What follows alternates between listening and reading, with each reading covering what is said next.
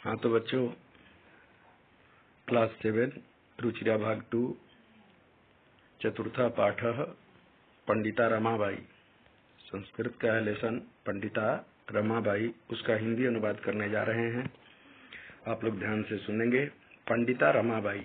रमाबाई शब्द स्त्रीलिंग है, इसलिए यह विशेष्य है, इसलिए इसके विशेषण के रूप में पंडित शब्द न होकर के पंडिता शब्द का प्रयोग किया गया। पंडिता का अर्थ होता है ज्ञानी। पंडित में टाप प्रत्यय लग करके पंडिता शब्द बना, तो पंडिता रमाबाई का अर्थ हुआ ज्ञानी रमाबाई। कैसे ज्ञानी है, अब इस कहानी से या इसके सारांश से आपको पता चलेगा। उसका हिंदी अनुवाद देखते जाएंगे आप लोग। जैसे कहा कि स्त्री शिक्षा के क्षेत्र में अग्रगण्या यानी आगे गिनी जाने वाली पंडिता रमाबाई, पंडिता जो रमाबाई है, 1858 तमे ख्रीष्टाब्दे जन्म अलभत, यानी 1858 में इनका जन्म हुआ। स्त्री शिक्षा के क्षेत्र में आगे गिनी जाने वाले मतलब सबसे आगे रहने वाली पंडिता रमाबाई।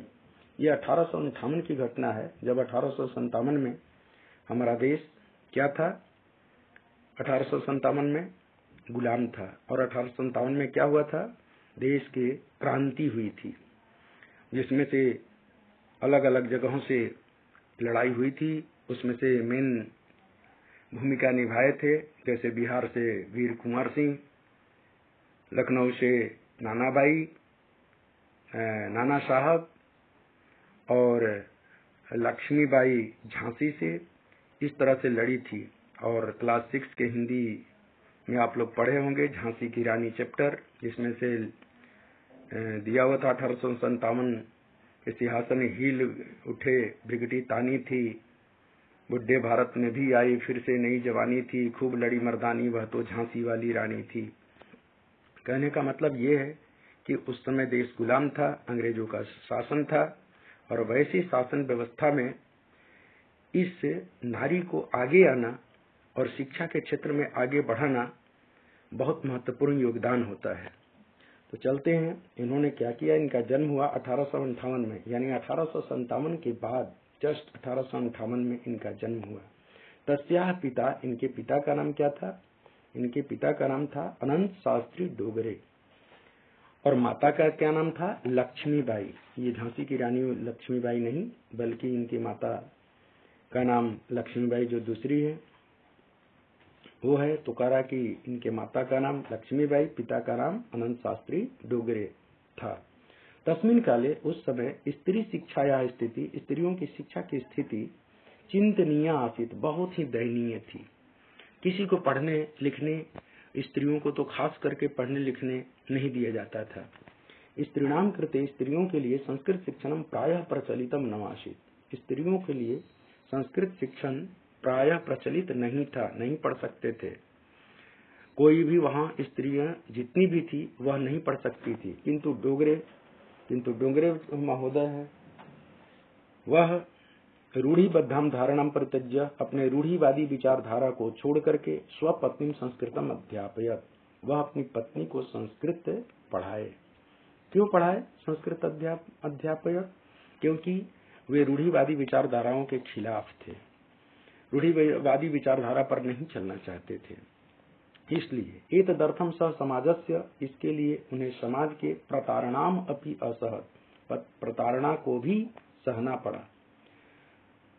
कई लोग उन पर खिल्ली उड़ाए कि देखो ये संस्कृत, इनको पढ़ाना जरूरी है क्या अपनी पत्नी को। इस तरह से कई खिल्लियां उड़ाई गई।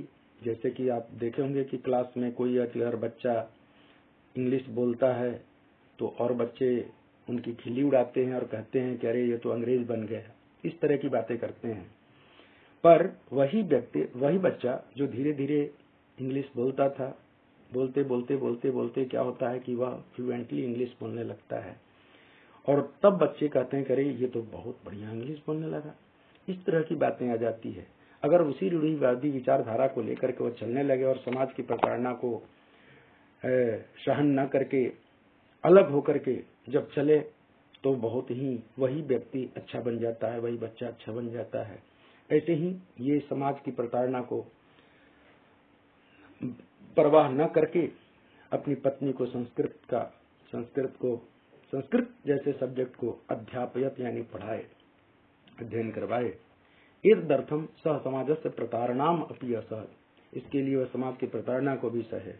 अनंतरम, इसके बाद रमा अपि स्वमातुः संस्कृत शिक्षा प्राप्तवती, और रमाबाई भी अपनी माता से संस्कृत शिक्षा को प्राप्त की।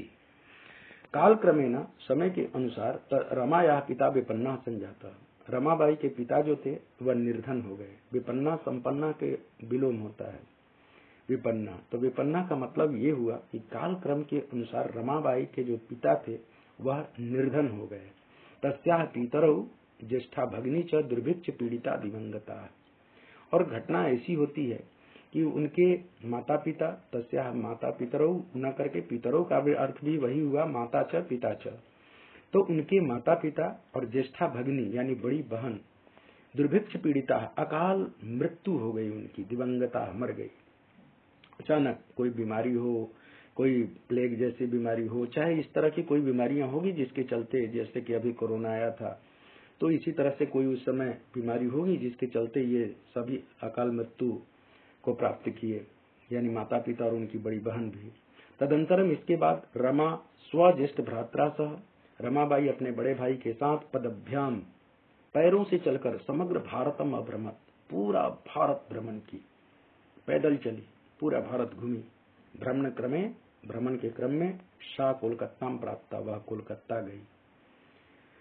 संस्कृत वैदुष्येन, संस्कृत के वैदुष्यता के कारण, संस्कृत में तेज होने के कारण, विद्वता के कारण, विदुषी होने के कारण, सातत्र वहां पर उनसे पंडिता और सरस्वती च इति उपाधिभ्याम विभूषिता, उनको पंडित और सरस्वती दो उपाधियों से विभूषित किया गया।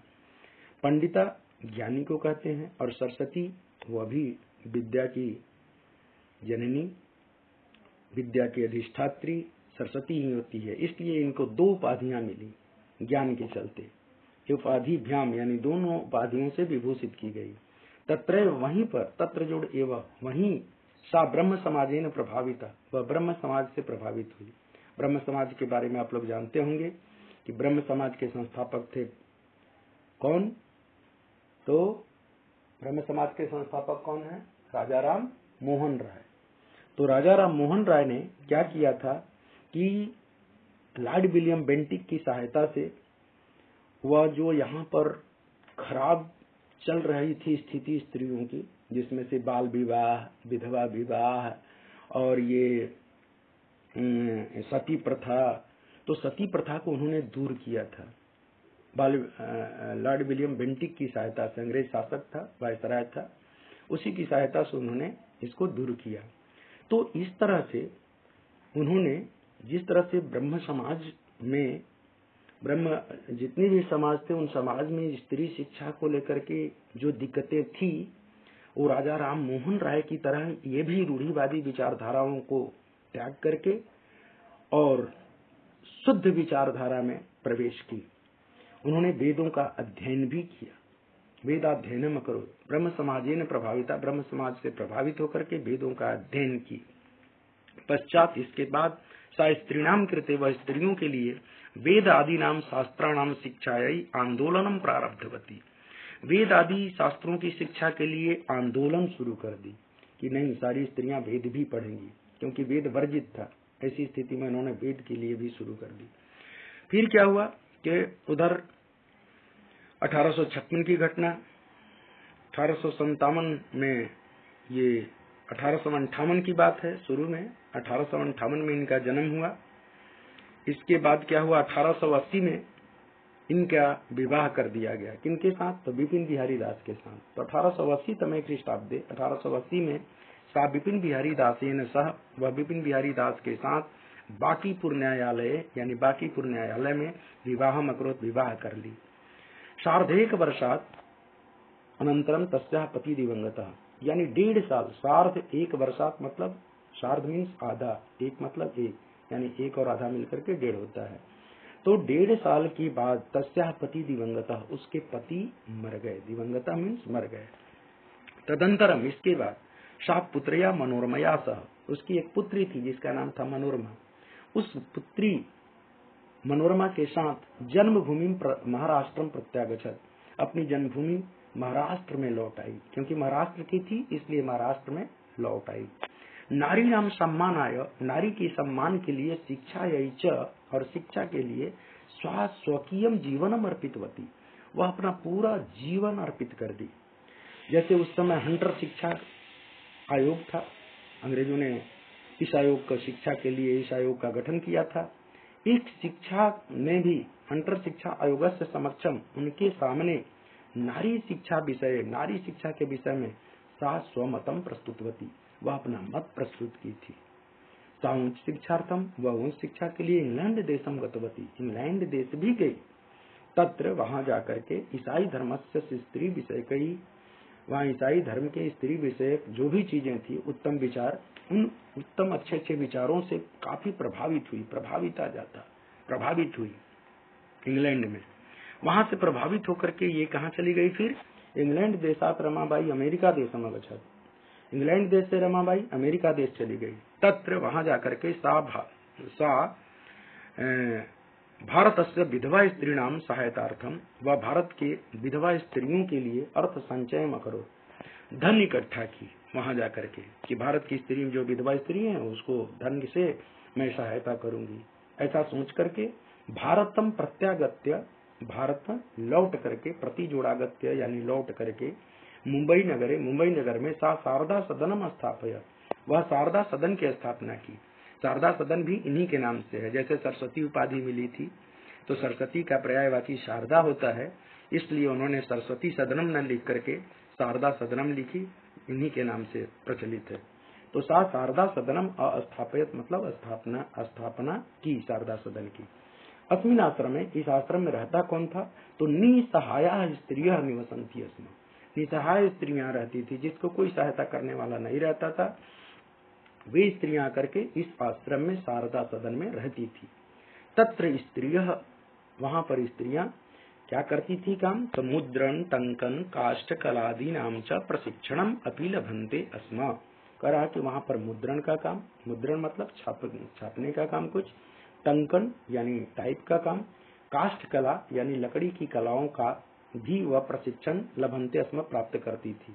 लकड़ी की कला का मतलब जैसे फर्नीचर का काम, जैसे चेयर बनाना, ये बेंच,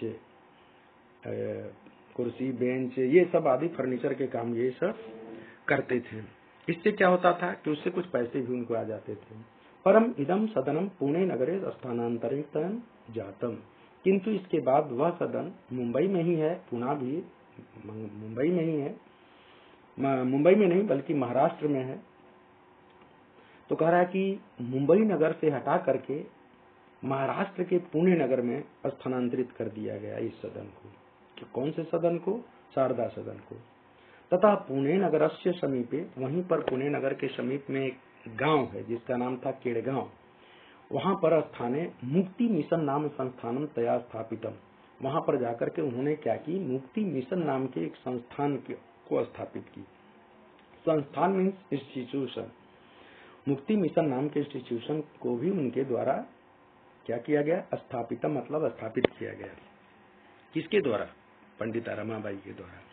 अत्र अधुना, आज इस समय, अपि निराश्रिता स्त्रियां, जो स्त्रियां ससम्मानम जीवनम यापयन्ति, अब यहाँ पर जो स्त्रियां, जो विधवा स्त्रियां थी जिनके लिए रहना कठिन था, वो इस आश्रम में रहते रहते अब अपने आप को निराश्रित मतलब न आश्रिता, वह किसी पर आश्रित न होकर के स्वावलंबन बन करके खुद को पैसा कमाना, अर्जित करना, ऐसी स्त्रियां अब अपने सम्मान के साथ जीवन बिताती थी, जीवनम यापयन्ति, जीवन बिताती हैं। 1922 तमे ख्रीष्टाब्दे, अब 1922 में क्या हुआ कि रमाबाई महोदयायाः निधनम अभवत्, रमाबाई महोदय का निधन हो गया। सा देश विदेशानाम अनेकासु भाषासु, वह देश विदेश की अनेक भाषाओं में निपुणा आसीत, निपुण थी, एट होम इन थी, she is at home in all languages, वह सारी भाषाओं में बहुत निपुण हो गई थी। समाज सेवाया अतिरिक्तम, समाज सेवा के अतिरिक्त लेखन क्षेत्रे अपि, लिखने के क्षेत्र में भी तस्या महत्वपूर्णम अवदानम अस्ति, उसका महत्वपूर्ण अवदान है, विशेष योगदान है। स्त्री धर्मनीति और हाई कास्ट हिंदू विमेन इति तस्याः प्रसिद्धम रचना द्वयम वर्तते। कह रहा है कि उनकी 2 रचनाएं थी, एक रचना स्त्री धर्मनीति और दूसरा हाई कास्ट हिंदू विमेन। ये 2 रचनाओं के द्वारा वे अपना प्रसिद्धि काफी प्राप्त की और इन्हीं दोनों रचनाओं के माध्यम से और उनकी सेवा सदन के माध्यम से और कई सदनों की स्थापना से, मुक्ति मिशन नाम के संस्थान से ये काफी प्रचलित रही। स्त्रियों के लिए उन्होंने बहुत काम किया, इसलिए यह बहुत ही प्रसिद्ध रही। और मैं कहूँगा कि इस तरह की स्त्रियां साधारण नहीं होती, एक अलग अपनी पहचान देती है, जो नारी शिक्षा के लिए बहुत जरूरी था। और उस समय जब हमारा देश विरान था, वैसे स्थिति में पंडिता रमाबाई हंटर शिक्षा आयोग के सामने, हंटर एजुकेशन कमीशन के सामने भी अपनी प्रस्ताव को रखी। उनके सामने रखना भी बहुत एक कठिन काम था, वैसे में उन्होंने उनके सामने भी ये सफल हुई, इसलिए ये काफी प्रचलित है। बच्चों, इस अनुवाद को आप लोगों ने अगर समझा तो एक बार आइकन बेल जरूर दबाना और लाइक करना। धन्यवाद। नेक्स्ट वीडियो मिलेंगे आपको।